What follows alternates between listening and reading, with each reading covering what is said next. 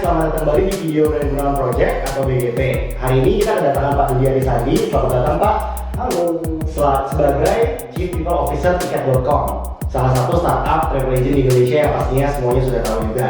Hari ini kita membahas suatu topik yang lagi sangat hangat nih di masa pandemi di kalangan anak muda zaman sekarang, yaitu tentang bagaimana kita menjaga kesehatan mental kita di tengah kehidupan pribadi kita, kehidupan pekerjaan kita, dan juga kehidupan pribadi dengan keluarga dan dengan teman-teman di sekitar kita.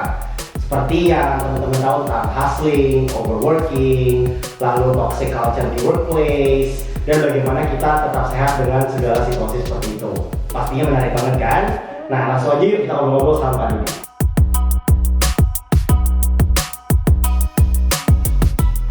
Jadi Pak, basically sekarang kan seperti yang tadi saya bilang nih, kita mengenal banyak banget istilah tentang hustling, overworking, bahkan kalau di negara-negara lain udah banyak nih berita kayak orang bisa meninggal karena overworking. Tentunya itu kan sesuatu yang sangat perlu disoroti di zaman sekarang, terutama dari segi Pak Dudi sebagai salah satu tokoh HR di Indonesia lah gitu. Nah, mungkin pertanyaan pertama saya nih Pak, kayaknya kita perlu menggali lebih dalam. Sebenarnya self care itu menurut Pak Dudi itu apa? Dan kenapa itu menjadi sorotan yang sangat penting di zaman sekarang? Oke, terima kasih sebelumnya teman-teman di GP. Hari ini saya diajak ngobrol di sini ya, sama Baby belum dikenalin ya. Jadi saya kira malah yang kenalin dia nih. Kalau balik lagi ke pertanyaan tadi bahwa apa sih itu self care, kenapa itu jadi penting gitu. Sebenarnya kalau mau jujur, hustling itu udah kejadian dari zaman dulu. Kenapa dulu ada promotion gitu kan? Benar nggak sih? Iya benar sih. Terus kesini apa nggak ada dulu kayak begini di pabrik misalnya ya, yang overwork dan sebagainya gitu ya. Pastinya ada gitu. Atau perusahaan-perusahaan yang nggak disadarin media misalnya yang harus ngejar deadline gitu ya. Cuman karena sekarang ini teknologi ada di mana-mana, informasi begitu mudah didapatkan, sehingga hal-hal yang terkait dengan self care ini jadi lebih di blow up banyak orang gitu ya. Dan apalagi ada kemunculan akun-akun yang memang concern sama hustling begini gitu ya, atau sama hal-hal yang kaitannya bagaimana perusahaan terutama yang digital company saat ini memperlakukan karyawan misalnya seperti itu ya. Makanya jadi lebih ramai dan lebih seru jadi pembahasan. Nah, tadi balik lagi kalau kita bicara soal self care itu apa sih, sebenarnya simple aja, dari dua kata aja kan self care. Bagaimana kita care sama diri sendiri ya. Karena at the end yang menentukan kita sehat atau enggak, kita merasa nyaman atau enggak dengan pekerjaan kan bukan orang lain. Makanya self care itu kayak jujur sama diri sendiri. Apa tujuan lo? Apa yang membuat menghambat lo berhasil? Gitu ya. Kenapa lu bisa terima keadaan ini? Kenapa lu nggak bisa terima keadaan ini? Ya. Ini kayak seperti itu tuh. Dan ketika lu bisa jawab dengan jujur, sebenarnya apa yang lu harapkan buat hidup lo, dan itulah self care. Your self care tuh ada di situ. Dan itu bisa, self care itu nggak hanya bicara soal mental, ada bicara fisik, religious, gitu ya. Karena kan yang faktor-faktor yang membuat kita bisa ngurusin diri sendiri atau memperhatikan diri sendiri itu kan bisa dari banyak faktor. Itu dulu deh mungkin. Oke. Menarik sih Pak. Jadi basically memang sebenarnya mungkin deep down semua orang itu udah paham sebenarnya self care itu apa dan apa yang perlu kita gali dari kepedulian kita dan diri kita sendiri. Dan sebenarnya kawan-kawan yang sekarang banyak muncul di social media itu mereka sebenarnya sekedar merimain atau mungkin mengangkat cerita-cerita orang lain yang kita pribadi belum tahu gitu. Nah, kalau dari pengalaman Pak Dudi sendiri nih, lebih dari 20 tahun di bidang HR, itu kira-kira apa sih Pak yang sebenarnya sering muncul di kalangan anak muda, atau mungkin bukan hanya anak muda gitu, tapi di seluruh kalangan pekerja zaman sekarang atau orang in general, itu sebenarnya kita udah ada masalah ini nih, tapi memang orang-orang nggak jujur aja menghadapi masalah ini. Bisa jadi mereka denial, bisa jadi kita kadang-kadang mungkin sadar, tapi nggak terlalu sadar gitu, jadi perlu diingatin. Nah itu kira-kira apa tuh Pak isu yang cukup prevalent, cukup muncul, cuman memang belum terlalu tersorot atau belum terlalu semua orang itu aware gitu? Iya. Simple contoh ya, simple contoh itu burnout aja gitu ya, itu burnout terus tahu-tahu Sabtu masih kerja gitu ya. Minggu juga masih kerja gitu. Kok kayaknya kerja itu jadi nggak ada batasnya ya. Apalagi dengan pandemi ini ya. Kalau mau jujur nih ya, dengan pandemi ini kalau dulu kita masih ke kantor nih. Ya paling gampang nih ke kantor nih. 8 jam di kantor, kan lebih jelas tuh 8 jam di kantor atau nambah-nambah 2 jam. Kan tetap pulang tuh. Bener nggak? Kalau dulu waktu masih semuanya sampai rumah ya laptop gitu. Sampai di rumah mungkin lanjutin ya tidak lagi, tapi at least ada 2 jam perjalanan misalnya. Atau bahkan di dalam 8 jamnya ada makan keluar, ada nongkrong, ada yang merokok gitu ya. Itu hidup kita jadi kebagi. Tapi ketika WFH itu yang terjadi kadang-kadang makan di depan laptop, meeting di depan laptop, semuanya gitu. Ya, jadi waktu itu udah jadi kayak nggak jelas nih. Dan itu dialami oleh semua orang. Bahkan saya rasa saya bukan orang yang dikejar sprint misalnya gitu ya. Tapi tetap berasa gitu bahwa jam kerja saya juga kayaknya istirahat itu sambil jam makan siang pun kadang lanjut meeting. Gitu ya. Atau nanti malam buka lagi ikut webinar misalnya. Tiba-tiba muncul siapa? Clubhouse gitu ya, ikut Clubhouse. Tanpa disadari bahwa itu tuh sebenarnya kita terjebak atau menjebak diri sendiri kita dengan rutinitas yang baru yang tiba-tiba kita jadi burnout. Ya, itu tanda kalau kamu tadi tanda ini tanda bahwa kita harus memang beradaptasi dengan keadaan baru ini. Tapi ya tadi kalau perlunya self care itu harus bijak memilih gitu ya, mana yang kira-kira kita bisa afford gitu ya untuk kita terus lakukan ataupun enggak. Karena balik lagi saya bukan tim work life balance sebenarnya. Ya saya timnya tim work life harmony. Kalau work life balance itu kan kalau saya nggak matematika nih. Kalau balance itu kan harus sama nih. 12 8 gitu ya. Hidup itu kan nggak bisa kayak gitu. Bahkan ketika WFO pun kita nggak bisa kayak gitu. 8 jam di kantor, terus 8 jam bersosialisasi, 8 jam tidur. Kadang-kadang main game dulu. Tidur cuma 4 jam misalnya gitu ya. Atau sebaliknya tidurnya 10 jam gitu ya. Termasuk di jalan lagi pulang naik kendaraan umum misalnya sambil tidur gitu. Kan nggak bisa hidup itu dibalance kayak gitu. Kalau lihat lambangnya atau logonya kan berarti tahu kan logonya apa? Timbangan. Kiri kanan sama. Ya apakah hidup kita bisa kayak gitu? Enggak. Makanya saya penganut paham work life harmony. Kenapa? Karena harmoni itu kita yang bikin. Kalau kita enjoy kerja 12 jam, it's your harmony. Kalau misalnya saya pagi-pagi harus antar anak sekolah dulu, baru saya mulai kerja, itu your harmony. Nah ini yang bisa ciptain siapa ya kita. Dan tempat kerja itu harus akomodir tuh hal seperti itu. Fleksibilitas itu juga harus dibangun. Nggak bisa dipaksakan lagi 9 to 5 misalnya. Mungkin buat certain pekerjaan nggak bisa juga tuh. Ya kalau orang pabrik yang mesin harus nyala dari pagi ya udah. Tapi dimungkinkan untuk bisa lebih fleksibel ya dilakukan. Kalau dimungkinkan apalagi di perusahaan-perusahaan teknologi gitu ya. Atau sesimpel tadi ketika Sabtu harus sprint misalnya, yang saya bisa lakukan di tempat kerja sekarang, kebijakan yang diambil adalah lu ganti tuh, gak usah ngomong ke HRD, lu istirahat sehari gitu. Jadi compensate jam kerja lu dengan hari lain gitu. Nah ini kan sesuatu yang untuk mengimbangi, membuat harmoninya tetap ada di sana. Oke. Berarti sebenarnya memang yang penting itu bukan kaku secara waktu, tapi yang penting adalah gimana kita apa yang kita rasakan ketika menghadapi situasi hidupnya gitu ya. Itu juga kenapa memang zaman sekarang juga udah sering banyak muncul naratif bahwa ya jangan bandingin diri kita sama diri orang lain, karena semua orang prioritasnya beda, kondisi hidupnya beda, keinginan dan aspirasi karirnya pun beda-beda. Jadi jangan karena kita ngeliat teman kita hustling, terus definisi hustling kita harus sama persis nih sama teman kita. Hustling setiap orang tuh bisa beda-beda. Makanya ada yang kerja di kantor 12 jam, ada yang mungkin kerja 8 jam, tapi ada urusan lain di luar itu 4 jam. Atau hasilnya mungkin dia kerja 8 jam tapi sisanya sibuk dengan keluarganya, dengan menjadi hubungan dengan teman-temannya, itu nggak apa-apa juga sebenarnya ya. Jadi jujur di sini mungkin kalau bisa saya artikan jujur terhadap apa sih yang sebenarnya diri kita inginkan. Bukan kita cuma ngambil standar dengan orang lain lah gitu, yang semuanya beda-beda gitu kan ya Pak. Karena problem kita ini kadang sibuk membuat standar kita itu berdasarkan persepsi orang lain.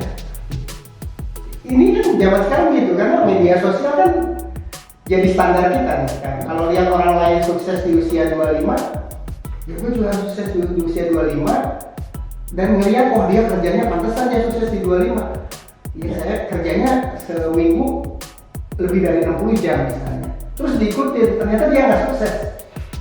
Ya karena memang setiap orang punya jalannya sendiri gitu. Jadi kalau balik ke self care, yang tahu your boundaries ya kamu sendiri. Makanya mengukur tadi jujur sama diri sendiri, sebenarnya self care-nya buat saya tuh apa sih, secara fisikal, secara emosional, kemudian psikologikal, spiritual. Nah ini mesti dilihat gitu ya, bahwa 4 dimensi self care itu ya, yang barusan saya bilang, fisikal, emosional, psikologikal, sama spiritual, itu harus diperhatikan tuh satu-satu. Ini bisa membantu kita menghadapi hustling mode, hustling situation tadi gitu. Ya, karena kayak saya gitu ya, kalau lagi capek banget gitu rasanya, memang karena saya muslim gitu ya, punya kesempatan sholat 5 waktu, itu saat saya tuh kayak cooling down, take a step back ya. Take a step back gitu, ngambil waktu 5-10 menit gitu ya, untuk menyadari bahwa hidup saya bukan cuma buat kerja. Yeah, I need to take care myself. Tapi itu nggak gampang ya, itu nggak gampang. Apalagi kalau kita mau jujur juga bahwa ya gue capek banget gitu ya secara fisik gitu ya. Gue perlu istirahat atau gue perlu olahraga gitu ya. Tapi kantor kerjaan nggak beres-beres. Ini untuk jujur ke situasi ini nggak mudah. Apalagi kalau tuntutan dari atasan nih, kadang-kadang ketemu atasan yang nggak seberuntung saya mungkin ketemu atasan yang demandingnya ya enggak, kan ada lah kalau lihat saya itu lebih open minded, itu lebih ngasih ruang untuk untuk kita bisa lebih mengimplementasikan self care gitu. Masih bisa ngurus anak, masih karena kerja dari rumah misalnya nih, masih bisa bantuin anak kerjain PR, bisa salah kerjaan gitu ya. Itu kan sesuatu yang priceless lah ya. Dan itu bisa ngobatin capeknya tuh. Makanya tapi balik lagi jujur sama diri sendiri itu yang paling penting. Kalau ngomongin self care tuh jujur sama diri sendiri. Batasan lu apa itu aja deh. Oke. Nah selanjutnya nih Pak, jadi ada satu yang kita pasti sama-sama sering lihat nih di kalangan anak muda yang udah berumur, semua usia. Saya rasa ini sesuatu yang cukup universal gitu dihadapin sama semua orang. Kita seringkali melihat ke atas dan mau seperti mereka gitu, menjadi lebih sukses, lebih bahagia dan lain sebagainya. Tapi di saat yang bersamaan kita juga seringkali menghibur diri dengan melihat ke bawah, kayak oh kita actually udah stacknya tuh lumayan jauh gitu dibandingin teman-teman kita, dibanding orang-orang lain gitu. Nah, tapi ini kan hidup itu kan dinamis ya. Ada saat kita naik ke atas, ada saat kita naik ke bawah. Atau mungkin untuk beberapa orang mereka cenderung melakukan salah satu aja, nggak dua-duanya. Nah, ini kan selalu berpengaruh terhadap kejujuran kita, terhadap work-life harmony kita tadi itu. Tapi kita seringkali bingung nih, ya gue mau maju, tapi gue juga capek sih. Atau gue harus bersyukur, tapi gue sebenarnya masih punya potensi lebih lagi. Dan akhirnya ada nggak sinkron gitu di situ. Sebenarnya kita mau ke kanan atau ke kiri, ke atas atau ke bawah, dan kita tuh sekarang ada di mana posisinya. Nah, itu menurut Pak Dudi, apakah isunya memang lebih ke ketidakjujuran tadi itu, atau ada faktor lain kira-kira yang menyebabkan kita tuh bingung soal hal seperti itu? Kalau saya melihatnya gini, satu tadi kan kejujuran, kalau ngomongin self care pasti kejujurannya. Tapi kalau ngomongin tujuan hidup, ngomongin your expectation, itu kan sesuatu yang harus kita set memang. Kan kita nggak bisa juga hidup pasrah. Kan kita juga nggak suka kalau di kantor misalnya dibilangin masih bersyukur lu dapat kerjaan, kan nggak suka digituin. Kadang-kadang banyak tuh yang ngomong gitu, masih untung lu nggak di PHK lagi pandemi kayak gini gitu ya. Kan it's not measurement yang kita pengen gitu. Jadi yang saya taruh buat diri sendiri dan buat tim gitu ya, biasanya adalah set ekspektasinya apa sih sebenarnya, lu tuh maunya apa dari sisi karir, dari sisi hidup gitu ya. Ini kan mesti ini yang kalau itu yang nggak ada, tujuannya nggak ada, lupain namanya self care kalau buat aku. Karena self care itu untuk memastikan kita sampai ke tujuan yang kita pengen. Ujungnya kan gitu kan, kita mau ke sana, tapi supaya kita mau ke Bogor, tapi supaya supaya ke Bogornya itu berhasil, lancar, gitu ya, kita harus jagain diri kan. Nah, self care itu alat bantu itu sebenarnya. Jadi pentingnya itu justru kalau saya melihatnya adalah kamu set boundariesnya. Kalau kita punya tujuan karir A, baru kita lihat diri sendiri, jujur kita bisa nyampe ke tujuan itu gimana sih? Apa harus nginjek kepala orang buat naik? Ya, apa harus menghalalkan segala cara? Apa harus membuat orang lain, kalau misalnya kita leader, apa harus membuat orang lain bekerja 24/7? Atau apakah dengan untuk mencapai tujuan itu saya harus mengakui hasil karya orang lain, anak buah saya yang kerja saya dapat tepuk tangan? Kan nggak gitu. Ya, jujur sama diri sendiri bahwa dengan tujuan yang kita udah tetapkan, dengan caranya yang seperti apa, ya itu yang kita aim gitu ya, untuk memastikan bahwa kita nggak salah langkah atau kita nggak terlalu cepat, kita nggak terlalu lambat. Which is kan hidup itu kan berjalan bukan berlari. Ya. Kita nggak lagi ada lomba sama orang untuk lebih cepat kaya atau apa gitu ya. Ya memang susahnya adalah masyarakat masih menilai itu. Ya. Lebaran kemarin kan masih ditanya kapan nikah ya? Atau udah punya apa nih kerjaan? Udah jadi manajer belum? Udah jadi manajer atau belum? Kan itu kan masih stereotyping yang ada seperti itu. Tapi tadi kita ini selalu diarahkan untuk mengukur diri kita tuh dari persepsi orang lain. Iya. Padahal yang tahu ini balik lagi diri kita nih maunya kemana. Kan happy gitu ya, memulai karir dari bawah gitu ya, baru jadi director di usia 40 gitu waktu itu gitu ya. Kan banyak sekarang anak-anak muda usia di bawah 30 udah jadi director. Itu mereka memang di situ lah levelnya mereka gitu. Tapi saya menikmati betul melewati semua prosesnya karir dari bawah gitu ya, di usia 40 bisa jadi bisa lead tim lebih besar gitu ya, sampai hari ini gitu ya. Itu perjalanan yang Tuhan kasih gitu buat saya gitu, dan saya enjoy gitu. Nggak harus terburu-buru. Tapi ada juga mungkin yang merasa gue 24 belum jadi manajer gitu, or belum jadi direktur gitu. Sementara teman gue jadi founder gitu ya. Balik lagi, you are creator of your own destiny, bukan orang lain. Basically kayak itu ya, terutama kayak sekarang kan banyak tuh Forster yang tertib, terus seolah-olah kayak langsung iya. Basically mungkin ini relatable banget sih, sama ada satu quote yang saya pernah lihat, life is a marathon and not a sprint gitu. Karena jujur kalau kita lari cepat, ngos-ngosan, akhirnya malah itu pace-nya akan lebih lambat daripada kita yang larinya pelan tapi konsisten gitu ya. Dan basically tujuan goal tadi itu adalah tujuannya, tapi self care ini adalah semacam salah satu komponen kendaraannya supaya kita bisa fokus tapi konsisten gitu, nggak cuma kayak lari ngap gitu ya. Iya. Oke. Mungkin kalau saya bukan orang psikolog, ya, bukan psikologis lah ya. Tapi saya mendefinisikan secara sederhana dari apa yang saya alami di keseharian aja sebetulnya. Dan apa yang coba diterapin di kantor, ke tim, ke karyawan yang ada di perusahaan, supaya mereka punya ruang sekali lagi, karena hustling ini bisa terjadi di mana aja, termasuk di tempat saya sekarang gitu. Bukan saya bilang di sini nggak ada gitu ya, tiket nggak ada, hustling nggak bohong kan. Itu pasti ada aja gitu ketika semua harus ngejar sprint gitu. Tapi with our policy itu kita kasih lebih banyak fleksibilitas nantinya gitu ya. Kalau memang harus seperti yang tadi saya bilang, harus kerja di weekend, ya cari gantinya. Nggak usah kerja di repot harus ngisi apa? Absen atau ngajuin cuti, nggak usah. Just leadersnya tuh, leader di sini dikasih authority untuk bisa nentuin tim gua ada yang musuh istirahat dulu. Kayak gitu approach. Oke, that's very nice. Oke, kalau gitu mungkin selanjutnya nih Pak yang akan interesting untuk dieksplor. Berarti kan tujuan akhir itu kita mesti nge-set secara logical gitu. Basically kita perlu melihat starting point kita melihat pace kita melihat kebutuhan dan interest kita dan lain sebagainya. Terus kalau tadi self care itu adalah lebih ke faktor emosional gitu. Tapi sebenarnya ada nggak sih Pak cara kita somewhat merationalize emotion kita di dalam self care itu, misalnya menjadi lebih terencana. Jadi kita nggak pure kayak impulsif gitu. Hari ini kita merasa begini, bulan kita merasa begini, berarti kita perlu mengatasi dengan cara begitu gitu. Tapi ada nggak cara kira-kira mungkin ketika kita masih berpikir jernih, kepala dingin, supaya kita memprevent burnout misalnya? Ya artinya kan kita masih create self care plan. Ya, betul. Kayak gitu ya kurang lebih. Iya. Biar bisa self care, kira-kira apa sih yang kita bisa lakukan? Ini mungkin klise ya sifatnya. Namanya bikin rencana ya harus terstruktur.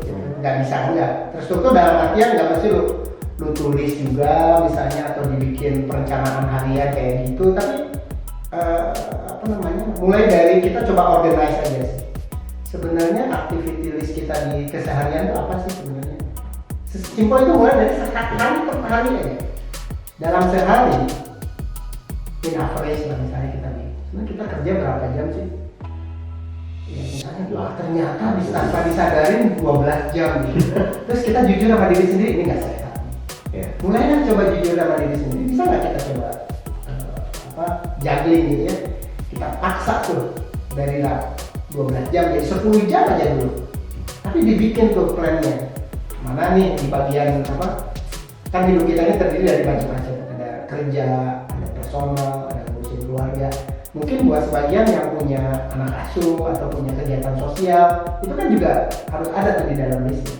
Dibikin tuh listnya coba gitu ya, kerjaan, terus buat kesehatan gitu. Kan sekarang banyak nih anak-anak sekarang sepedaan lah, vespaan lah gitu ya, atau nyari waktu. Itu kenapa nggak dijadikan bagian dari kita untuk merilis kepenatan misalnya, untuk mencintai diri sendiri, untuk self care tadi gitu ya.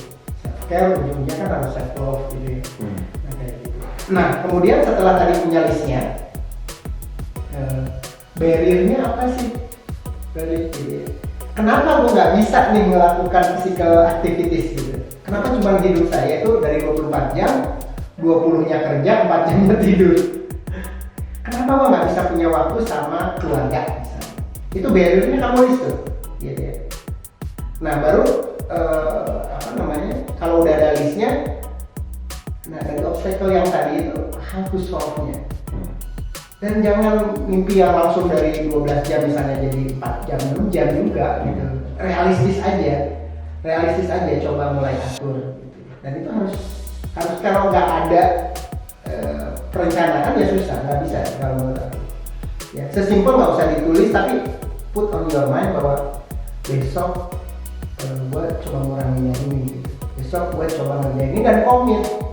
Kadang-kadang kita sendiri yang nggak komit, besok mau olahraga mager, akhirnya olahraga enggak, kerjaan numpuk, jadi semua nggak dikerjain. Akhirnya terus snowball, makin ngerasa stres. Iya, makin ngerasa stres, jadinya stres tuh.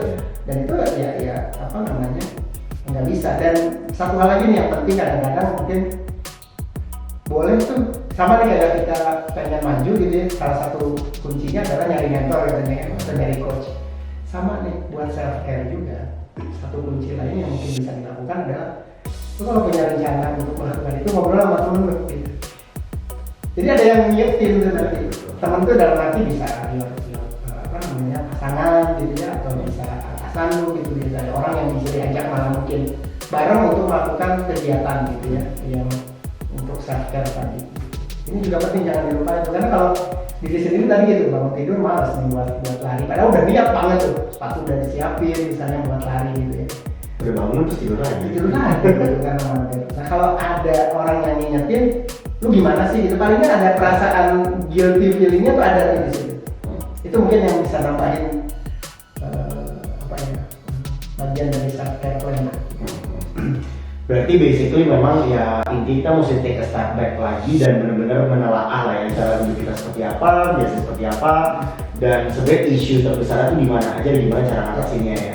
Nah cuma mungkin ada satu nih Pak, seringkali kan kita udah tahu nih, oh iya ini gue emang ada masalah burnout, gue ada masalah kerja kebanyakan, tapi ya either gak tahu masalahnya di mananya, penyebabnya apa, atau kalau udah tahu penyebabnya, ini mesti solve gimana nih.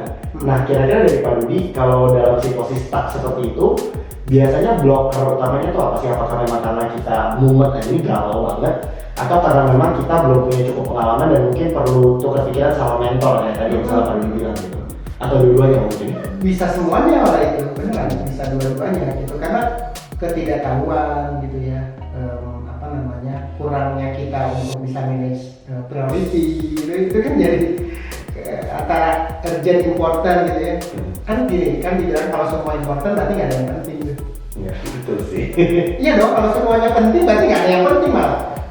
Karena dan keberanian kita untuk melisting important sama urgent itu juga boleh dibilang kita kita banyak kan takut gitu ya untuk bisa ngomong sama atasan misalnya bahwa boleh nggak sih gitu prioritinya gue bikin ini gitu. Kadang-kadang karena udah burn out kita juga ngerasa udah lah gue mau bebat gitu, gue kerjain aja apa yang diminta. Itu kejadian dan beberapa kali saya lakukan one-on-one sama tim gitu.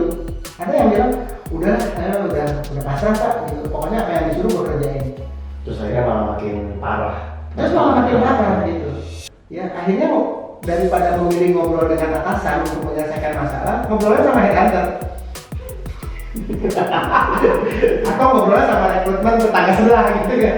Shopping tempat kerja baru. Padahal nih Brady, belum tentu di tempat kerja baru lo dapetin juga apa yang lo pengen.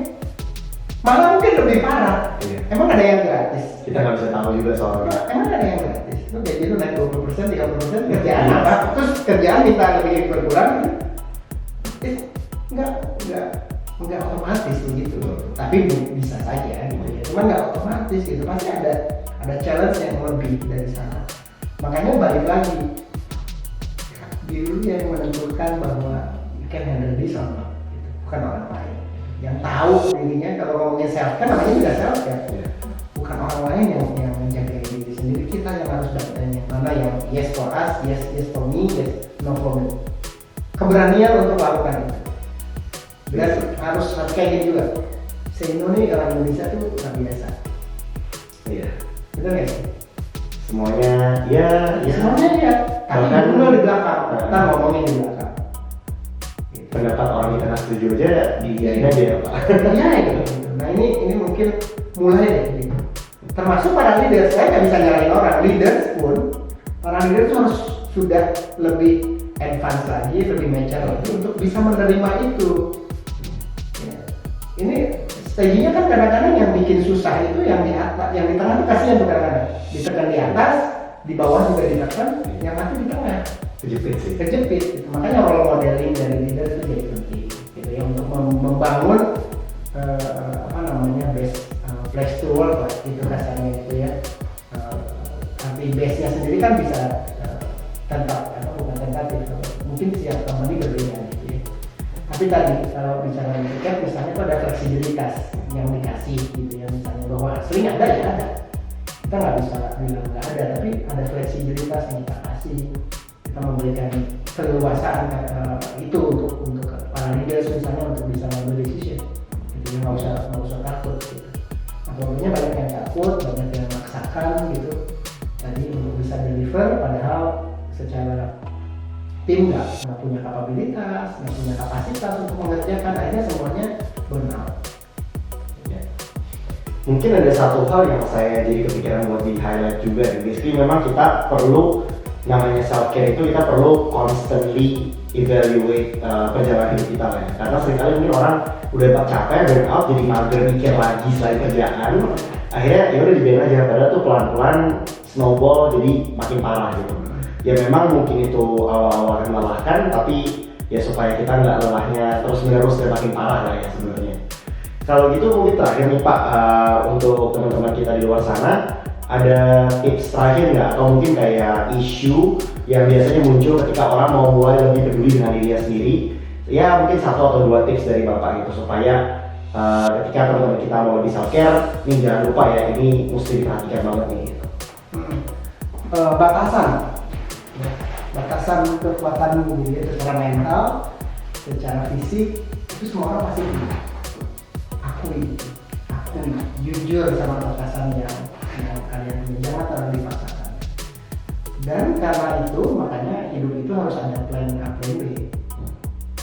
Ya, nggak hanya melulu di situ, nggak hanya melulu dengan satu plan gitu. Nggak, harus punya plan B-nya juga. Itu mungkin tips ya. Yang paling penting buat saya sebenarnya itu. Kemudian yang kedua tadi, managing your priority. Ini bukan teori ya. Ini benar-benar bisa dilakuin gitu. Karena kalau enggak, tadi snowball yang tadi kamu bilang itu dari habis kita nanti.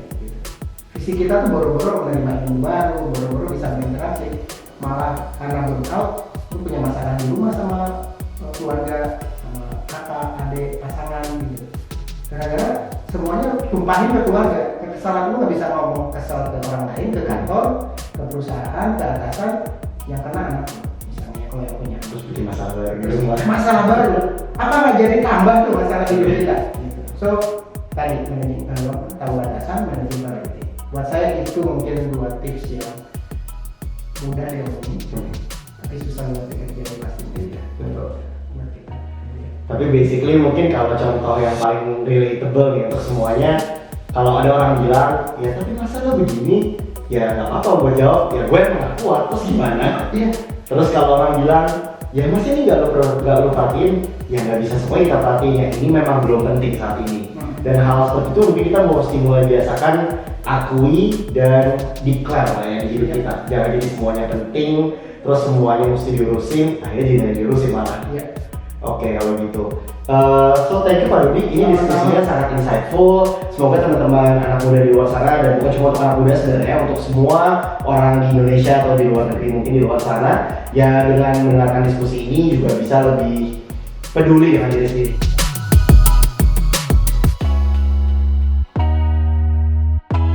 Nah, sekian video BDP kali ini. Jangan lupa komen di comment section tentang cerita self care kalian. Misalnya gimana cara kalian mengatasi self care issue atau mengatasi isu kalian di kehidupan kalian masing-masing. Dan jangan lupa juga untuk like, share, dan subscribe video ini. Terima kasih, see you in the next one.